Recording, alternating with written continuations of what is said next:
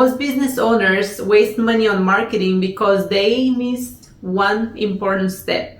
They run ads before knowing who they're talking to. I've done it as well. Most businesses will spend a lot of money on marketing without even answering the most important questions. Who are you talking to?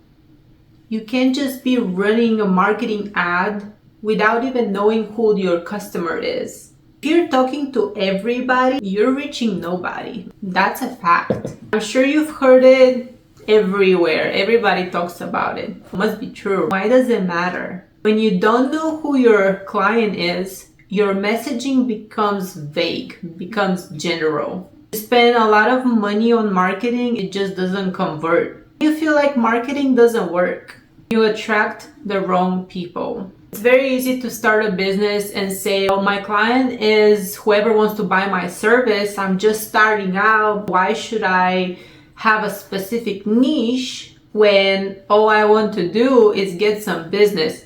Wrong. Being specific is a superpower and not a limitation. I've created a free worksheet who will help you answer just that question. Who is your ideal client? It's simply designed to create the perfect client profile. Once you build your client profile, everything else becomes easy. How to advertise, who you're talking to, your website copy, even your networking conversations. Be ready to answer 5 questions right now. Question 1, who are they? Instead of thinking, my client is a 35-year-old woman, think about where they live. Are they a mom? Are they starting their business right now? Are they established already in their business? What's their income level? Do they work for anybody specifically? Me as a photographer, I can simply say anybody who is looking for pictures is my client. Wrong. What I want to build is actually something very specific for realtors and small business owners. I want my client to already be established. I want them to need content. I want them to be at the point of their business where they can afford even a little bit to advertise, to market, to invest in actual images, videos, media, marketing. This is where I come in. I search for those people.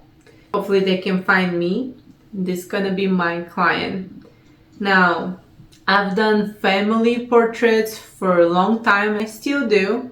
However, I'm slowly converting all my portfolio to small businesses and brokers so I can advertise just for that. Whoever wants to find me and request a family photo shoot is also welcome, of course. However, I want to go that direction. If I just make everything look uniform, it will be so much easier for realtors and small business owners to say, this is the expert we need to help us market better and to help us with visuals, to help us with headshots or whatever they may need. Question 2, what do they want? This is about desires and not needs. People buy on emotion and justify with logic.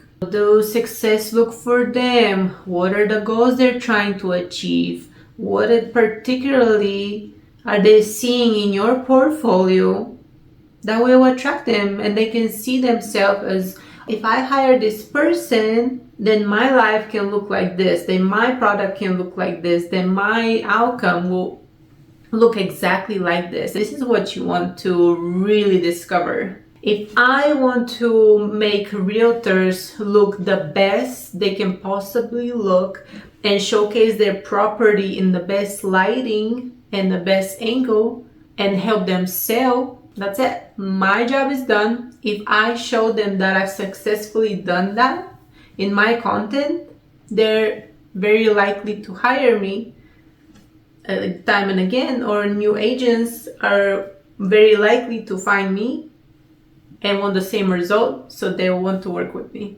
I'm not just presenting a pretty picture of a house, a pretty picture of an agent. I'm telling a story now, as a photographer and videographer. I'm saying this is what I can do for you, for your business and for your needs and for your clients. They can visualize better through my media and what I create.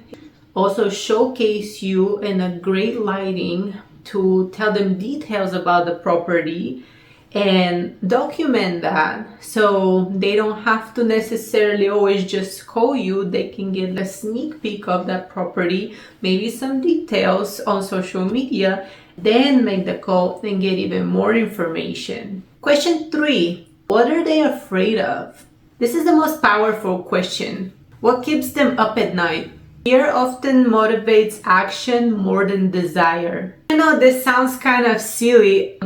I don't want my clients to fear anything, but hear me out.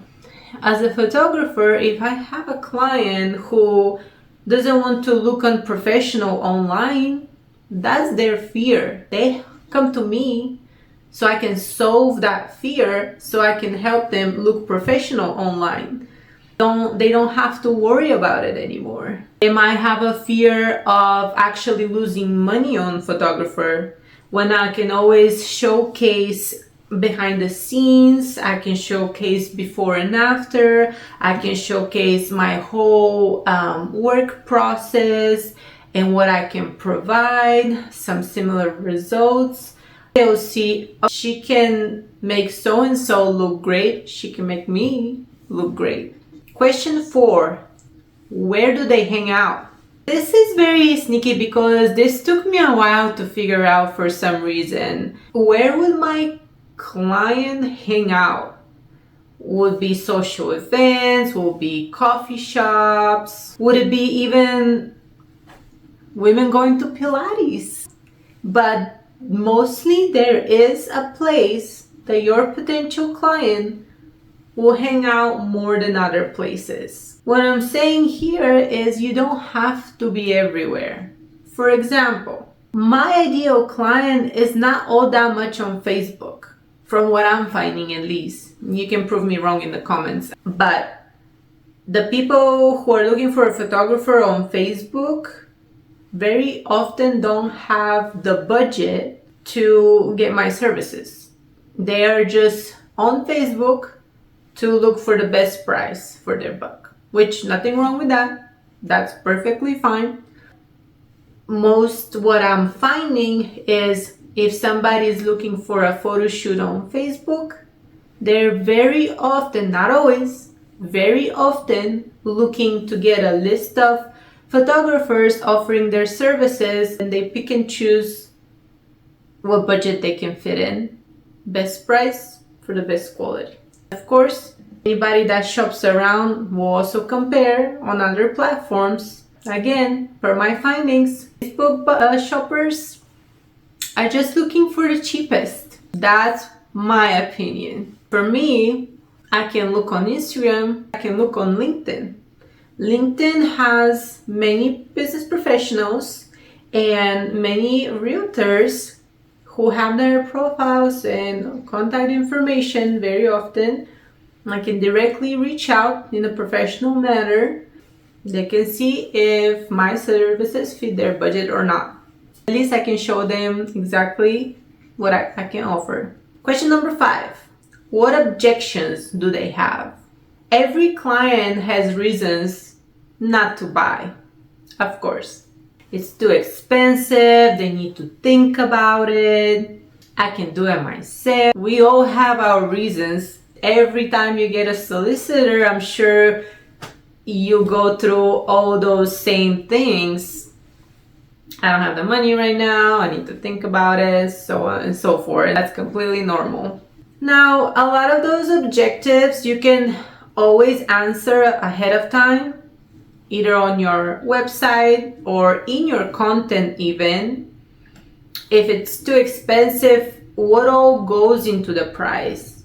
If I come to you and say, I'm charging $500 for 3 photos, 3 headshots, for example, you might be thinking, 3 headshots for $500?